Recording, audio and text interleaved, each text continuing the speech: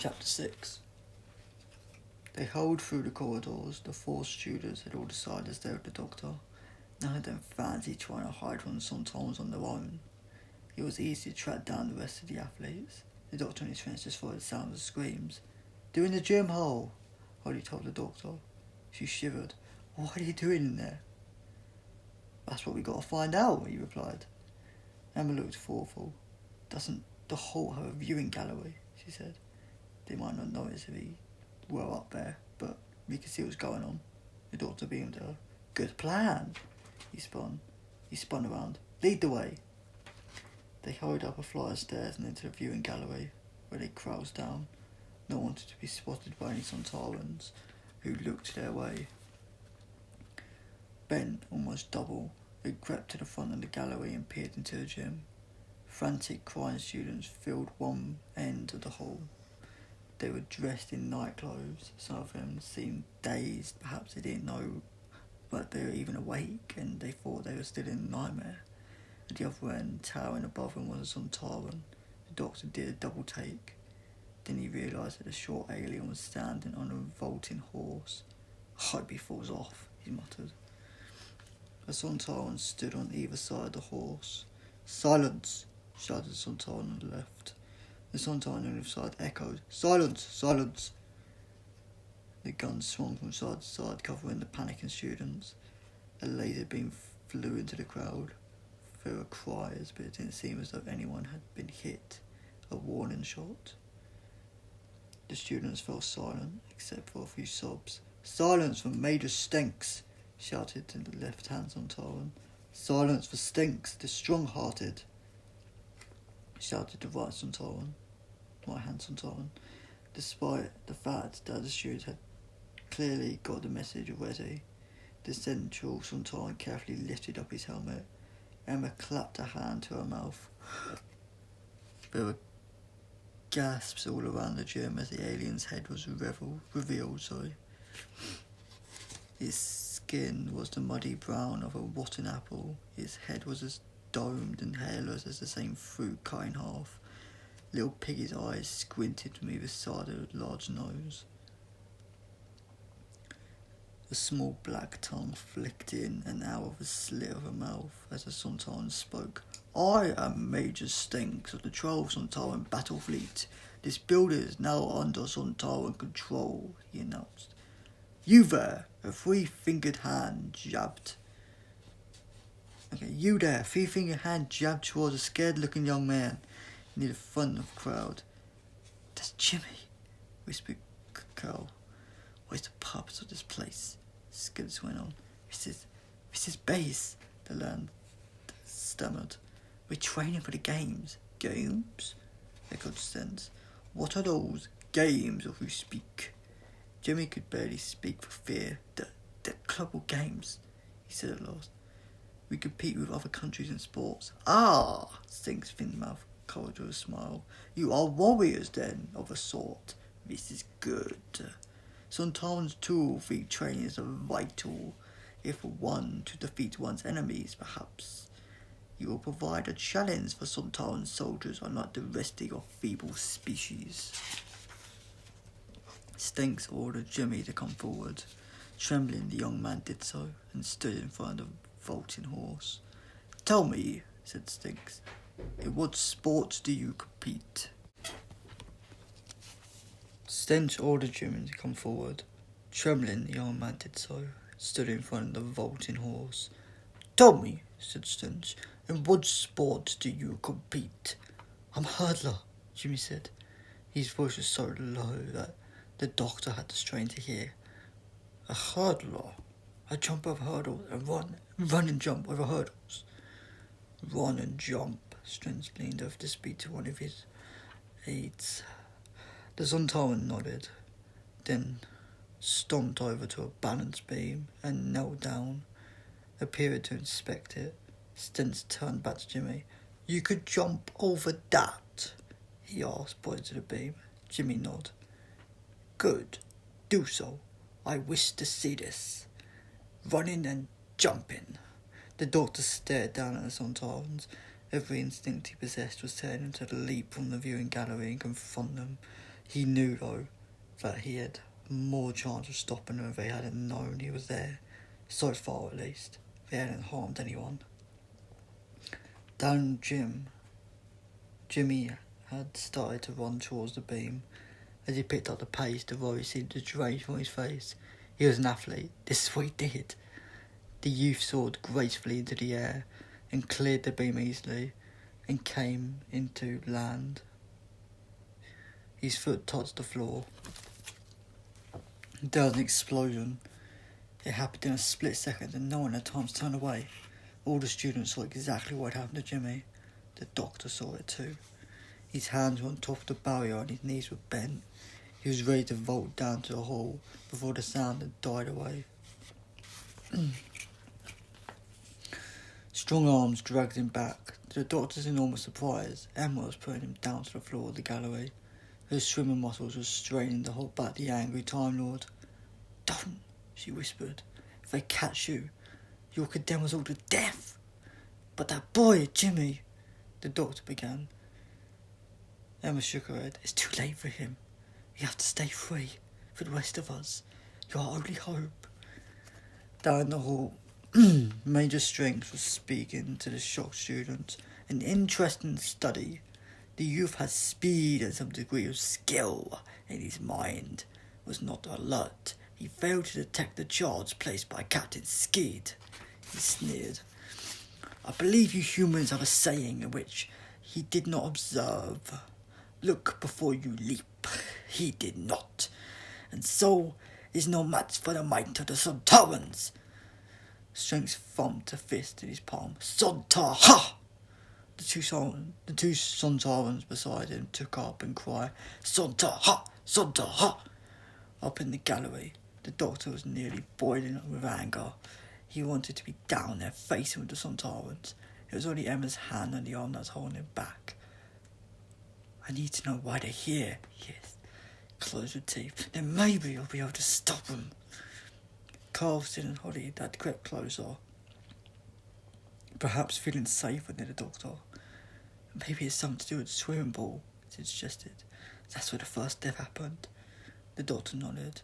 "As good as a place to start as any," he said. "Let's go." As they crept from the gallery, the Sontaran's shouts echoed after him. "Sontar-ha! Sontar-ha! Sontar-ha!"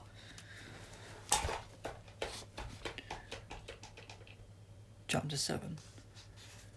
The doctor and 4 students made their way out the viewing gallery. They headed towards the swimming pool.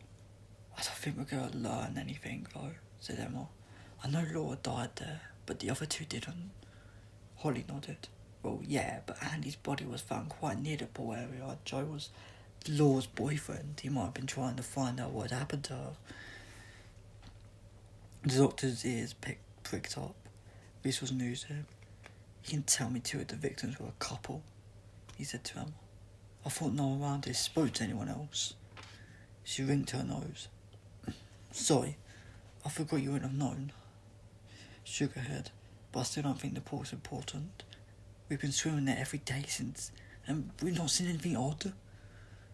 "Ah, you didn't know what you were looking for," he said. And Cole looked hopeful. "And you do?" he said eagerly. "Well, no," said the doctor, and the student sighed. "But I am an ace private eye with a degree in detecting and a license to slough. I'll work it out." They reached the pool room, and the doctor asked Cole to stay on guard, watching for Sontarans. The sprinter seemed relieved not to have to come inside with the others. The doctor flicked the switch as they entered, and the pool area was flooded with harsh white light. Out of the corner of his eye, he saw Emma shiver. "Cold?" he said.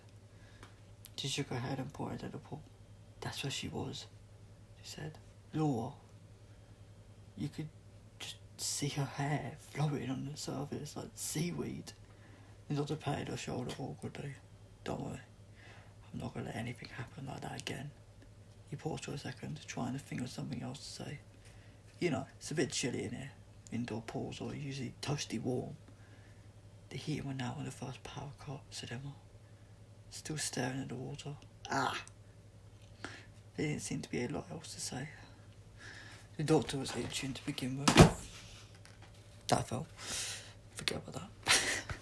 The doctor was itching to begin his search. He started to roam around the room, looking for anything that seemed out of place. Noticing the walls, warned about the danger of running the wet tiles. The doctor was still wearing the rubber boots, though he was sure-footed as a cat. After a few minutes, Sid called over. Is it just me, or can anyone else smell something? They all sniffed. It's just chlorine, said Emma. They put loads of it in the pool to keep it clean. You get used to it if you're down here all the time. Sid shook his head. No, there's something else. The doctor joined Sid. He shut his eyes, letting his keen time-worn sense of smell take over. You're right. There is something, he said, and to begin to sniff like a bloodhound with his eyes still closed. Only Sid's quick reaction stopped the doctor walking straight into the swimming pool. After a short detour, he was back onto the trail again. It's over here, he said at last. Opening his eyes, he was still standing by a grill in the door. In the floor even, sorry. He peered through it and couldn't see anything. After a few waves of a sort of screwdriver, the doctor was able to pore over the grating using his torch. He examined the opening and finally reached an arm in down the hole. Emma, Sid and Holly watched with bated breath as the doctor pulled his arm out again. His hand came into view. It was holding onto another hand, gripping it as if it was someone up through the floor, but there was no person on the other end of the hand. There wasn't even an arm. Holly turned around and was sick. Sid and Emma looked as though they were thinking of joining her. The doctor laid the hand on the tiled floor. Someone's tipped over about a gallon of chlorine over it. They probably hoped to hide the rotten smell. Makes it hard to judge how long it's been down here. But I'll say about a week. But that's before Laura died, said Sid. Oh yes, the doctor nodded. And none of the bodies you showed me had missing. There weren't just those 3 deaths. There were 4. He turned and stared at the students. At least. Emma opened her mouth, but the doctor never heard what she had to say. An alarm blared out, making them all jump, and a hoarse Sontaran voice boomed out of the speaker. Alert, alert, humans are still loose in the building. They must be found. What's happening? Cried Holly. Well, said the doctor, I reckon the Sontaran that Sid knocked out had just woken up. The building is sealed, so they must know still be around somewhere. We've got to get out of here, Emma called. Running towards the door, she flung it open and was met by Carl, coming the other way. Sontarans! He yelled. They're nearly here! The 5 looked around in dismay. There were only one other exit, a tunnel leading to the changing rooms. They dashed towards it. Halfway across the floor, Holly slipped on the wet tiles and landed on her back, unable to stop in time. Sid fell over the prone gymnast. Kel held out a hand and Sid yelled in pain as he tried to get up. He fell back, clutched his ankle.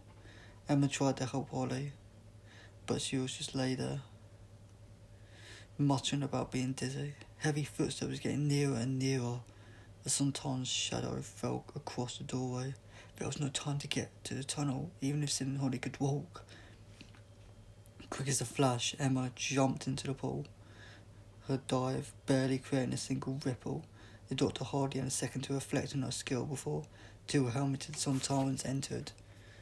As he recognised Captain Skeek by the military symbols on his collar, and assumed the other Sontaran must have been the one they met by the TARDIS. Both held weapons. Ah, cried Skeed. They are here.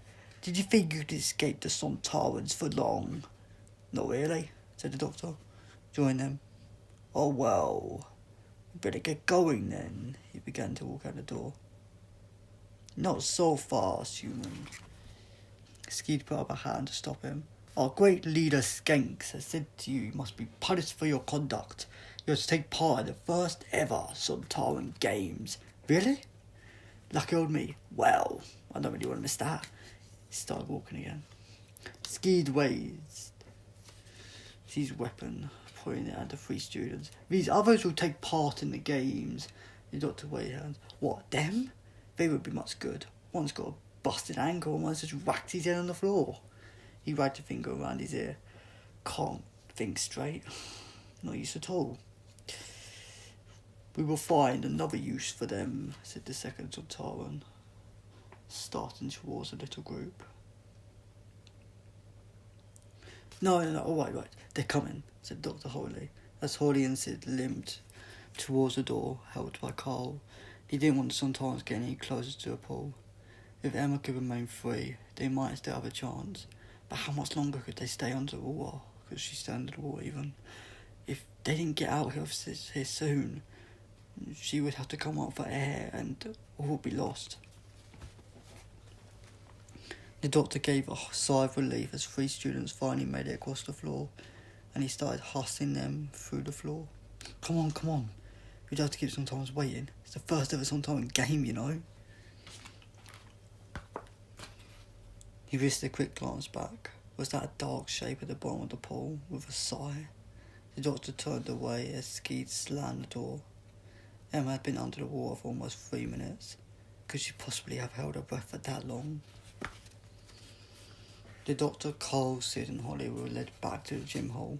Holly seemed dazzled still and was holding onto the doctor's arm. Sid leant on Carl and was wincing in pain with every step.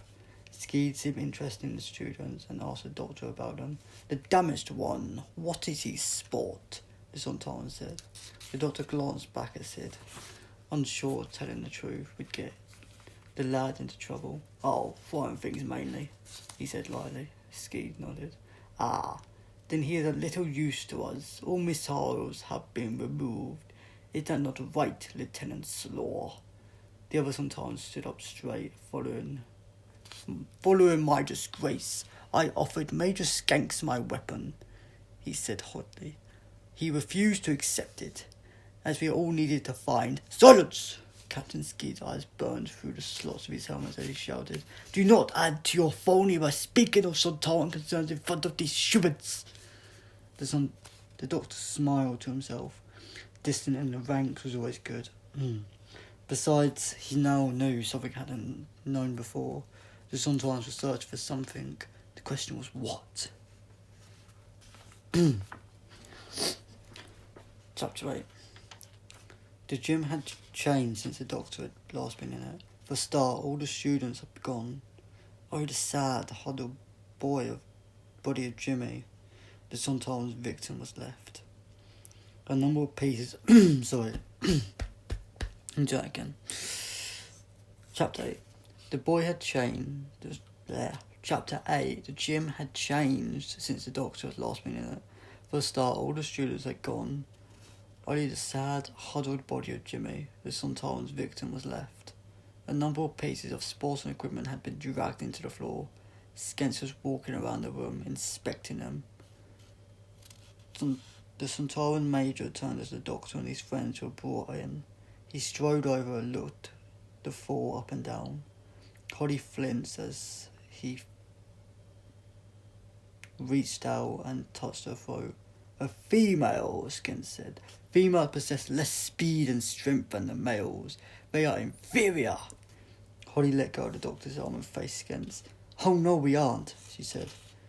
And she walked forward and fell over. Skins sneered. Point proved. She's one of the best gymnasts in the country, Gil put.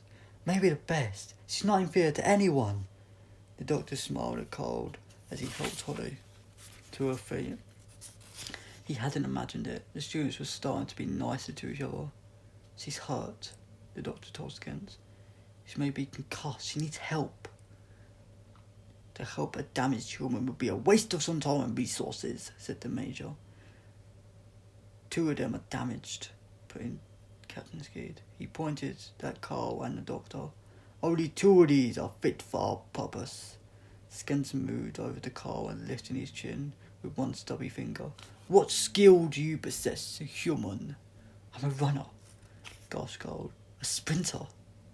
The Sontaran gave a nod without a neck. The whole of his upper body moved forward as he did so. Speed is good, but not vital, he said. Yes, we will use this one first. It will not matter if he dies. Sontaran's slaw grabbed Cole's arm and began to drag him forward. The scared youth gave the doctor a pleading look. The doctor coughed. "You haven't asked me what skill I possess," he said quietly. Skins turned towards him. "Well, human?" "Quite well, thank you, but not human." Four guns pointed him instantly. "This is the one!" shouted Skeed. "This is the one we have been searching for! Cover him!" Lieutenant Skeed. The fourth Sontaran pointed his gun at the doctor. The doctor frowned. He had wanted to distract him. He hadn't dreamed he would turn out to be prey they were hunting. But no. If they had been looking for him, I'm sure they would have recognised the TARDIS. "Do you deny you are the shapeshifter?" yelled Skeed. "Yes, I deny it," said the doctor. Then he thought for a second. "Well, maybe a shapeshifter. I don't do it on a daily basis though. Oh, maybe it's once a century. Does that count?" He grinned. "But I know who you're looking for now, Major Skinks." "The name is Skinks," yelled Captain Skeed. "Skinks, the strong-hearted." "That's what I said," agreed the doctor. "Stinks, the strong He broke off as Skeed's gun swung around and pointed at Cole. "You will show respect to your major." Skeed growled. "If you do not, I will kill this human as an example to you." Every trace of a smile vanished from the doctor's face. "Oh, I wouldn't do that," he said, and his stare made even more than Sontaran's flinch. He lowered his voice. "You never did ask me what my skill was. Bit rude to you, I only got one. By the way, I've got lots." Skins waved his gun, but the doctor would not cower and kept on. "But the main one, the big one, is to know about everything. Well, almost everything. More or less everything. Perhaps a bit more or less more. Still, I know lots. Lots about Sontarans, in fact. One of my other skills has defeated you. Want to hang around while I do it again, or see the plan now." "How dare you speak to Major Skinks like that?" shouted Captain Skeed. "Who do you think you are, creature who is not human?" The doctor smiled. "I'm a Time Lord," he said. "Hope that answers all your questions." For a moment, none of the Sontarans spoke. Then Skins smiled. "The ancient enemy," he said. "What a prize to bring to the Sontaran High Command." He turned to his fellow Sontarans. "Comrades, when we arrived on this planet, we thought merely of granting a single kill. Then the trail led here, and we gained the chance to collect data on humans. Now we have access to the weak points of a Time Lord, for the glory of Sontar." The others echoed his cry, "For the glory of Sontar!" The doctor was tempted to remind them that he was the last of the Time Lords. Anything they learned from him would be of much use to them in the future. But then they might decide to just kill him straight away, so he kept quiet. The doctor was locked up in a cupboard. Empty racks were labelled javelins, bows, and so on. The Sontarans had moved anything that might be used as a weapon against him. He tried to open the door with his sonic screwdriver, but failed. There was one glimmer of hope, though. The doctor had been led under the edge of a viewing gallery. For a moment, he thought it was rain indoors, as a spot of water hit his head. It wasn't rain, of course. He flinched his hand, wiped his wet spot, and felt his fingers to his nose. Was that the faintest whiff of chlorine? Could it be a drip from water and was soaking wet swimmer, hiding somewhere above him? He raised his head slowly, hoping the Sontarans wouldn't spot what he was doing. He looked up at the gallery. A hand crept over to the edge and given a thumbs up. The doctor had smiled. If Emma was up there, he'd still have a chance.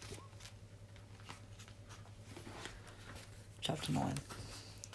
Now the doctor could hear comings and goings from the gym hall. Sontarans stamped past. There were sounds of heavy equipment being dragged across the floor. Lighter footsteps followed and cries that told students were being led through the hall. Then, after what seemed like a very long wait, there came the sound he was hoping for. A faint knock on the cupboard door. "Hello," he whispered. "Doctor?" The voice whispered back. It was Emma. "He let me out of here?" the doctor asked.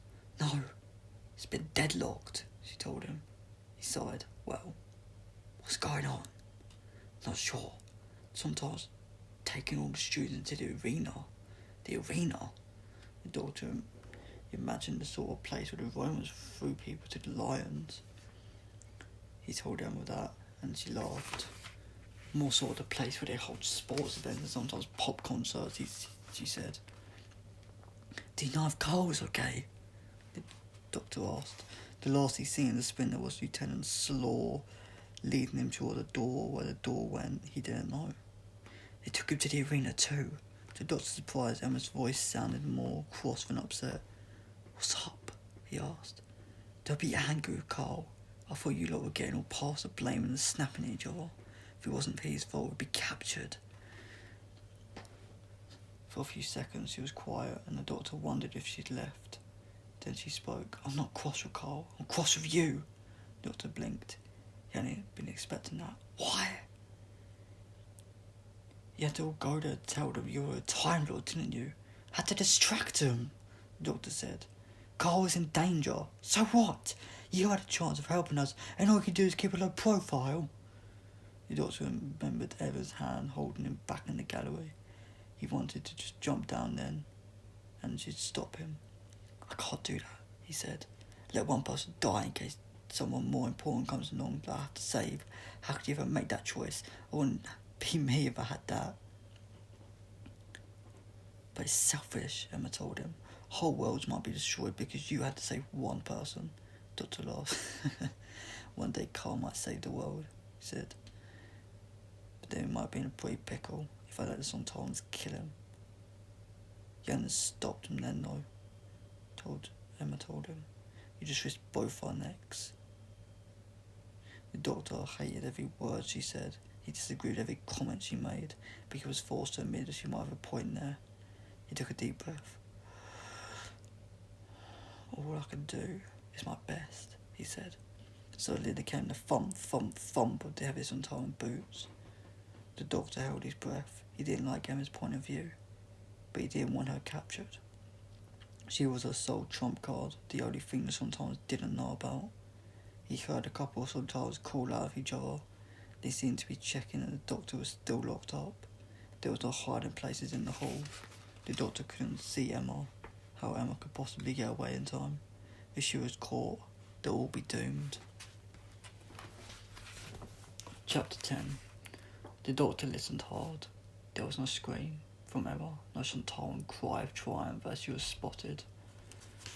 The doctor let out his breath again, but then came the sound of the bolts being drawn back and the cupboard door was opened. Lieutenant Slaw stood in the doorway. He beckoned to the doctor. Who? Me?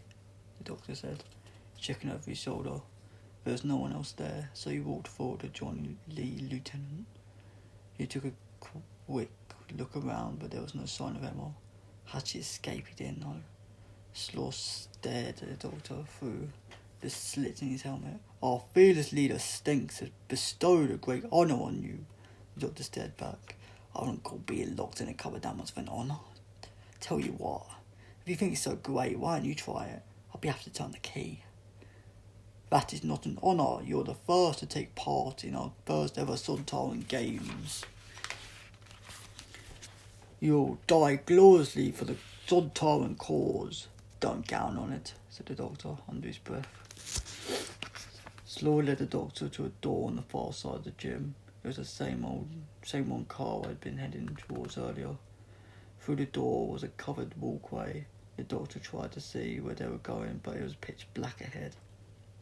He felt a breeze on his face and realised they were now outside. Even though it was the middle of the night, the summer air was warm. Slaw stopped proceeding. Slaw stopped, prodding him forward. The doctor was tempted to make a break for it, but Stinks' earlier words came back to him. Look before you leap. If he ran, he might be playing into the Sontaran's hands. If only he could see where he was. His wish was granted. Suddenly, the whole arena was lit up. The doctor was standing in the centre of the sports arena. There were tiers of seats all around. Scared-looking students huddled on plastic chairs. They were briefly filled up a couple of rows. They all barely filled up a couple of rows. The doctor felt a bit cross. He was about to die gloriously for the Sontaran cause. They could at least have gotten in a good crowd. He looked closely. Carl was there, right at the front. He looked unhurt. Sid was further back. Holly was at the end of the row. The doctor was relieved to see them all. He was also very pleased that there was no sign of Emma. She must still be free and hiding. Floodlights stuck at the back of the ceiling, throwing harsh white light into the field. The doctor squinted upwards. High above him in the air was shimmering. The Sontarans had put a force dome around the entire arena. That would make it a lot harder to escape. There was something else above him too. The doctor stared. It looked like a giant hedgehog rolled into the field. Rolled into a ball with its prickles sticking out.